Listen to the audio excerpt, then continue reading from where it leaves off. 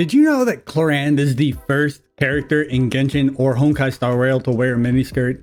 There are a lot of characters that wear short one pieces, but Clorinde is the only character between these two games that wears a two-piece outfit with the miniskirt. I know, I checked. I was so surprised that Hoyo didn't have the common sense to do this earlier that I checked again to make sure. And just because I was having fun at this point, I checked again.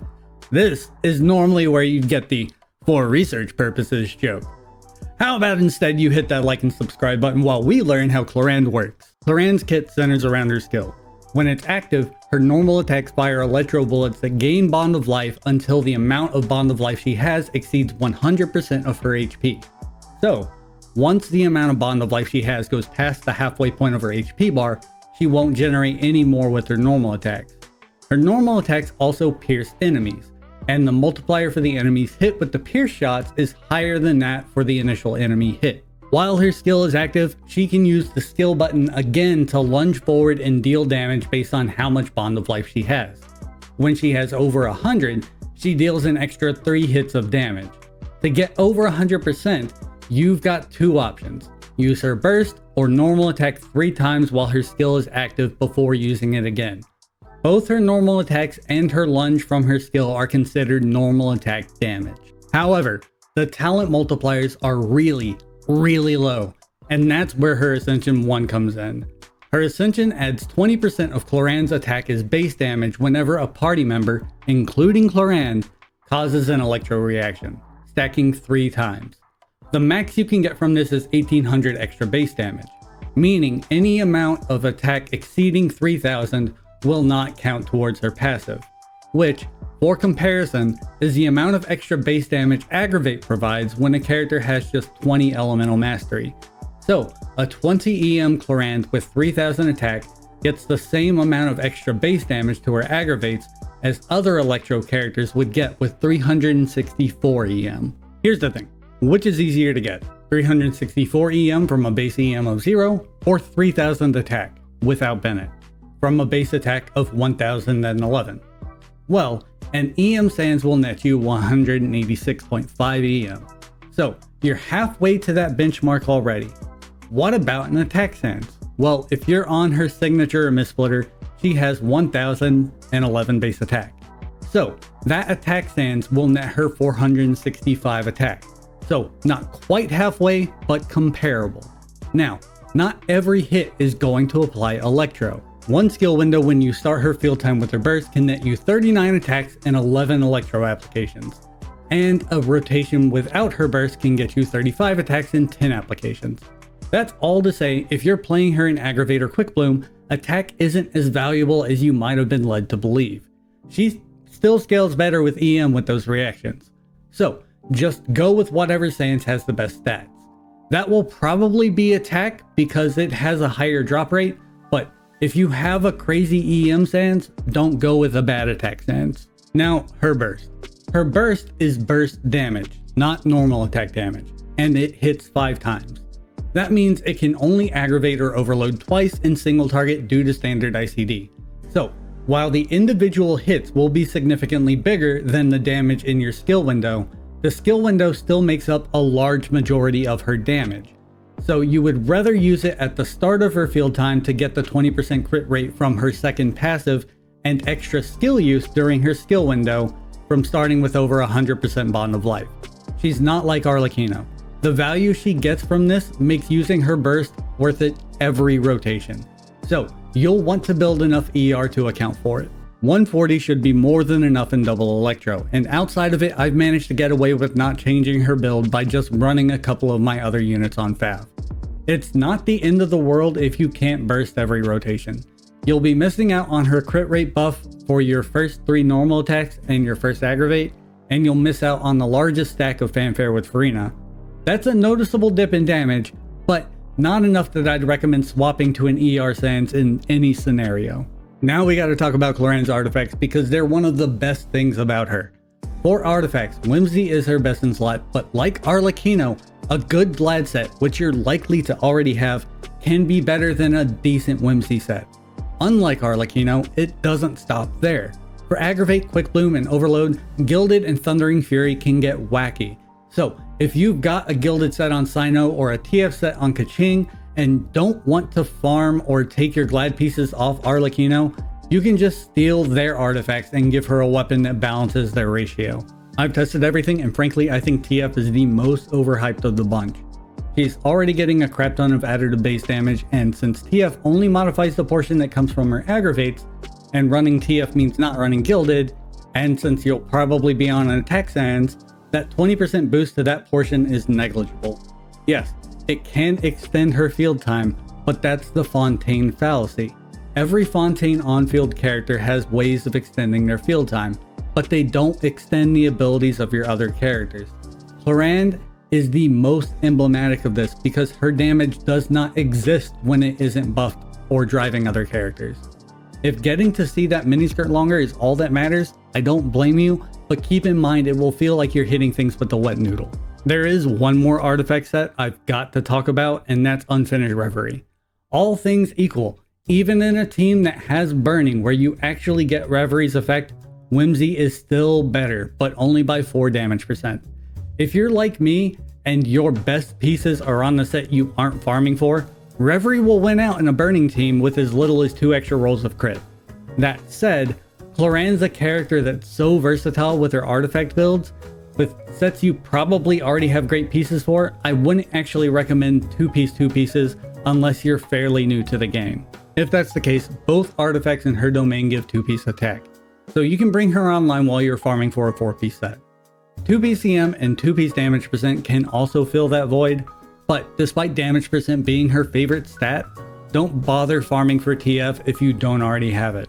It's just too niche, and the resin economy being more competitive than ever on top of being able to strongbox emblem in VV, it's just not worth it no matter how much certain theory crafters crave for it to be. Stats. Sans. We already talked about it. Attacker EM, whichever is on set and has the better substats.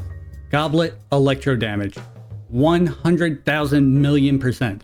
If you have to run a trash circlet to be able to run an off-piece electro goblet, do it.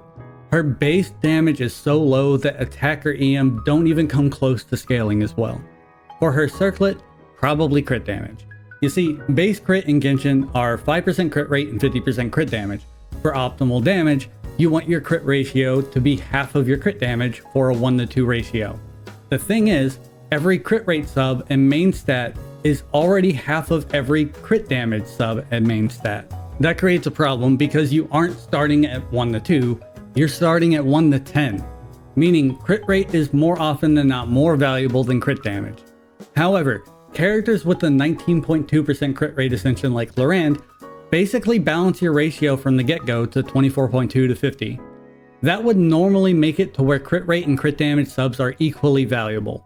But Clorinde has an extra 20% crit rate from her passive, which puts her in the very small club of characters that value crit damage more than crit rate. So when you're picking your circlet, just pretend she's got an extra 20% crit rate. More often than not, the crit damage circlet will get you closer to balancing her ratio, and you may even overcap with the crit rate circlet. Weapons, Signature is her best in slot by like an absurd amount. Should you pull for it? Hell no, but it's so overtuned for her I can't ignore it. And after that, whichever 5-star stat sticks balances your ratio the best. Starting with the ones with the highest base attack. She can trigger the max bonus on Haran, Lo-Fi, and Mistsplitter. I don't know if people think she can't max stacks on Mistsplitter or if they've just not considered running her without wonky TF rotations, but Mistsplitter is better than Haran. It's more damage percent and you don't need the extra crit rate Haran sacrifices almost 70 base attack for. If you don't have any of those weapons, Black Sword from the Battle Pass is great. If you've never got Black Sword from the Battle Pass, don't start now. Just go with the Fontaine Craftable Finale of the Deep. If, for some reason, you don't want to use her best free-to-play option, Lion's Roar, Iron Sting, and Umbrella all fall under the category of good enough. One more note, if you want to use Harbinger or Lo-Fi, you'll definitely want to go with EM Sans over Attack Sans. Now, let me give you a hypothetical scenario. You're in the market for a new car. The dealer shows you a car that gets up to 120 miles per hour comfortably. Now, the speed limit is 75, but if it's an emergency, you might need to push it up to 100. Any faster than that, you'll probably have a different emergency on your hands. So, the car can already comfortably go faster than you'll ever need it to go.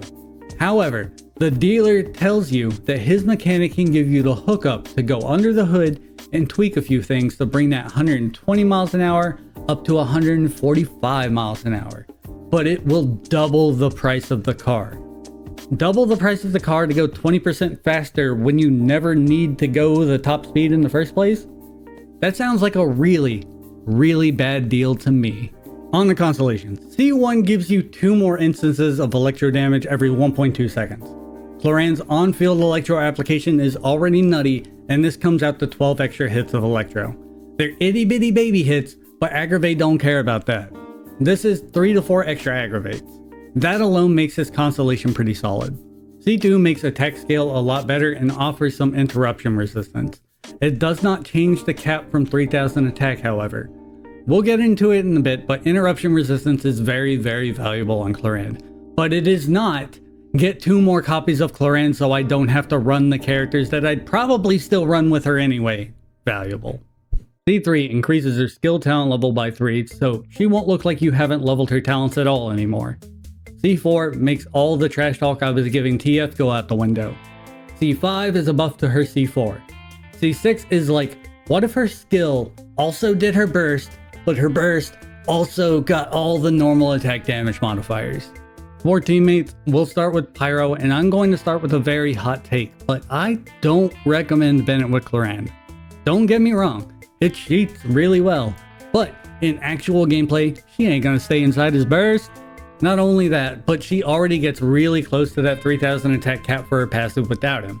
Any amount over, and you will go over with Bennett, will still increase her damage, but her attack multipliers are so low that you'd be better off increasing her damage percent crit and res shred with other characters like Chevreuse. Now, if you don't have Chevreuse, you can definitely run Bennett instead.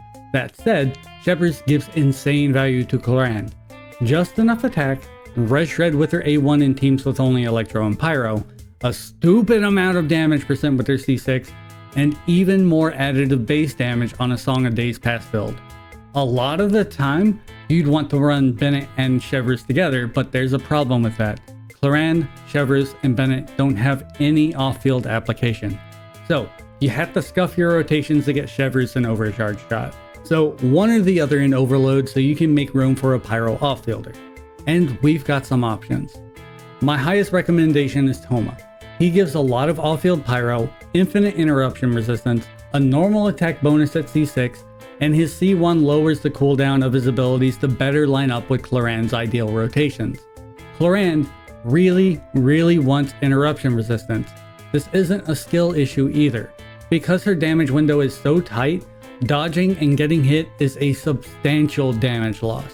Next is Dia, and yeah, I know, but she's actually really good here. Her interruption resistance isn't tied to a specific stat. So you can build her for damage and actually use her burst to make up for the extra time it takes to wait on her skill cooldown.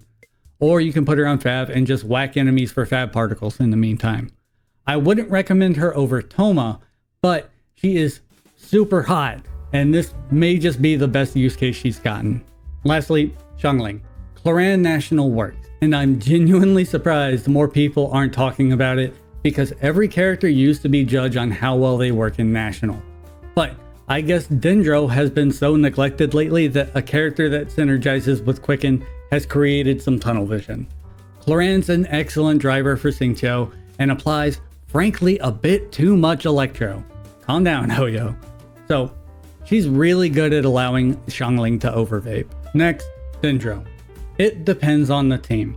Do you need to swirl Electro? If yes, don't use Nahida. If no, use Nahida. For those that aren't in the know, Nahida puts more Dendro on the enemy than other units, which can make it tough to swirl Electro. Clorinde wants the buff from Nahida's burst, but if you put her later in the rotation so you can swirl Electro, Nahida's animation and taking the time to hold her skill to tag all the enemies will eat a significant amount of the uptime from your Anemo character's buffs. So, I'd stick to using Nahida in Quick Bloom instead of Aggravate. Next, Kirara or Baishu. Interruption resistance is king on Clorinde. On top of that, both apply enough Dendro to maintain Quicken, especially with C4 Kirara, and team-wide buffs that Clorinde really likes. Baiju with his A4 and Kirara with her C6. I generally recommend Kirara over Baiju for the same reason I recommended Toma over Dia. Baiju's burst cooldown is 20 seconds. Kirara's cooldowns just line up better with Clorinde's ideal rotations. Hydro, Furina. But her skill cooldown is 20 seconds. What about what you were... You know what you don't have to do with Furina every rotation? Her skill. It lasts for 30 seconds and doesn't generate particles on cast. Plus, not doing it every rotation makes those rotations even tighter. If she's on Fav, she can still get the particles from it while her pets are attacking during her burst. Clorinde, despite having a Bond of Life mechanic, heals often and overheals often, meaning she triggers Furina's A1 often, meaning she team-wide heals often. Clorinde can be your only healer in Furina teams. Yelan, also great. Lots of personal damage, a good damage percent buff, and a decent chunk of particles, especially with Fav. Without Fav, you can also run LG if you have it. After that, Xingqiu. Yes, we have to work around the 20-second skill cooldown, but if you need a Hydro and interruption resistance and he's your only option for it, he's your boy. Candace. Yeah, if you don't have Furina or Yelan and you don't need Xingqiu's interruption resistance, she's your girl. Especially with that C6. Anemo, Kazuha, Sucrose, or Lynette. Kazuha is the best option of the three. All he has to do is swirl Electro to shred the resistance and provide dummy gains of damage percent. Sucrose can give damage percent, but it requires infusing her burst with Electro and, well, using her burst in the first place. Mother, have you seen its energy cost? Not only that, but the 20-second cooldown doesn't work that well. However, you can go with the mystical option of just not using it and giving her TTDS so she can shred, give her EM share, and the attack buff from TTDS. Lynette, pains me to say this, but this is definitely a don't do it if you have the other two available scenario. The attack buff is nice, but the utility of her taunt is meaningless. You will catch strays dashing around on Clorinde. Electro, Raiden could never. Clorinde works with Beto. But what about shut up and let me have this. She gives interruption resistance, she gives damage reduction, she gives normal attack damage, she gives attack speed, she lowers electro res, and on top of all that is an absolute nightmare to chambers with 3 or more enemies. She's so perfect. I do not care about those extra few seconds. I'll just swap to her again to get a second skill use. Bayland forever. My dream has come true. Oh, yeah, Fischl. And Aggravate? Use her. Clorinde triggers more A4 procs from Fischl and Aggravate than should be possible. She wants to use her burst every rotation, and Fischl helps with that. That said, Clorinde's insane Electro in Overload teams means Fischl will almost never get her A4. Kujo Sara? Yes. Pretty much in every situation you'd want to run double Electro in, she's great. Lisa and Yai? Bruh, don't let me see you running a 20-second rotation double Electro team with anyone but Beto. I will know. Kuki? Nah. Clorinde's Electro is too fast. You try to run her in Quick Bloom and Clorinde will be triggering all the seeds anyway. And Kuki won't be building stacks on Furina because Clorinde can only be healed by Clorinde. Honestly, for Quick Bloom, I'd rather run double Hydro, double Dendro, or just Fischl. Geo and Cryo, no, just don't. Okay, I mean, if you need to use Zhongli, use him, but Clorinde hates his pillar. If the pillar isn't there, cool, you need the interruption resistance, but he's providing literally no other value. If it is there, it will block your damage, which is just as bad as not having the interruption resistance to begin with. I guess you could use a dual carry team with Clorinde, Furina, Navina, and Yujin, just for the sake of disagreeing with me, but like, okay, damn, that actually is pretty solid, my bad. Now, before I move on to the showcase, I don't think I've driven home the point about how insane Clorinde's application is. So I'd like to present you with this. Clorinde can still aggravate in a burning team. Why is this possible? This should not be possible. Burning is the opposite of quicken. These two things should not be able to happen at once, but Clorinde makes the impossible possible. So I'd like to start with this because it may just be her best team. She can clear second half of chambers 2 and 3 with this team. Bruh, I have trouble doing that with Arlecchino. This should not work.